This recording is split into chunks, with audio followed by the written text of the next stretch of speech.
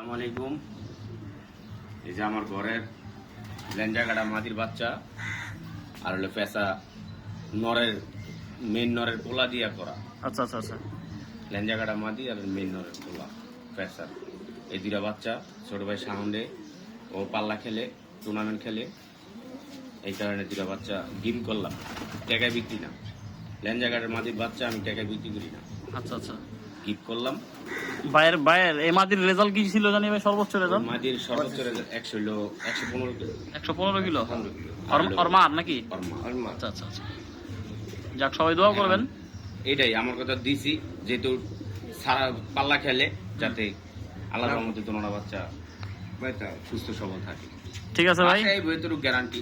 ধন্যবাদ। সুস্থ সবল থাকলে চন্ন ভাইয়ের অসংখ্য ধন্যবাদ এত এক্সক্লুসিভ একটা লাইনের কবুতর আমাদের গিফট করার জন্য। থ্যাংক ইউ সো মাচ ভাই। শুক্রবার দিন ভালো। আচ্ছা ঠিক আছে, আসসালামু আলাইকুম।